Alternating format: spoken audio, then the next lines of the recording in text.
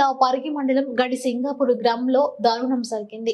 75 సంవత్సరాల నరసమ్మ అనే వృద్ధురాలు అనుమానాస్పద స్థితిలో మృతి చెందింది. తన నివాసం ఉన్న ఇంట్లోనే పడుకొని మృతి చెందింది ఉన్నట్టు స్థానికులు గుర్తించి పోలీసులకు సమాచారం అందించారు. నరసమ్మ మొహంపై చేతులపై రక్త గాయాలు ఉన్నట్టు గుర్తించిన పోలీసులు క్లూస్ టీమ్ ద్వారా దర్యాప్తు చేస్తున్నారు. ఉదయం 9 దాటినా బయటకు రాకపోవడంతో ఇల్లు తెరిచి చూస్తే వచ్చింది చీమల పట్టి ఉందని, మొహంపై గాయాలు ఉండటంతో భయపడి వెంటనే పోలీసులకు సమాచారం అందించామని కుటుంబ సభ్యులు తెలిపారు. కుటుంబ సభ్యుల ద్వారా అనుమానాస్పద మృతిగా ఫిర్యాదు తీసుకున్న పోలీసులు మృతురాలి సొంత మనవడిపై అనుమానం వ్యక్తం చేస్తున్నారు. యువకుడిని అదుపులోకి తీసుకుని దర్యాప్తు చేస్తున్నారు.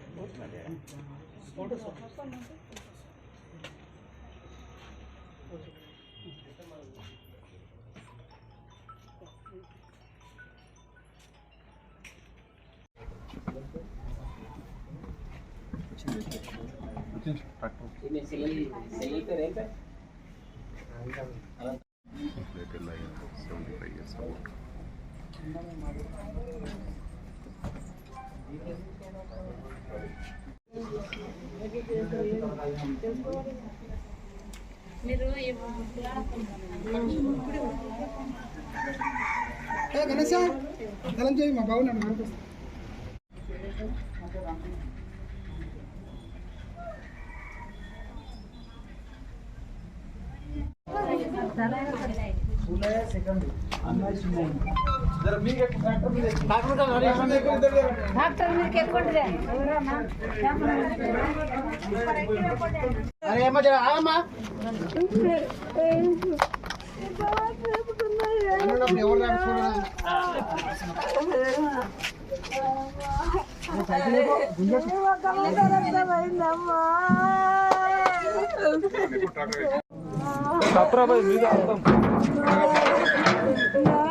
నేను పొద్దుగాల మూత్రం వెళ్ళేసాను సార్ బయటికి. నా డైలీ నా తనకు వస్తుంటే అన్నట్లు నేను బయటికి వెళ్ళినా, రాలేదామె.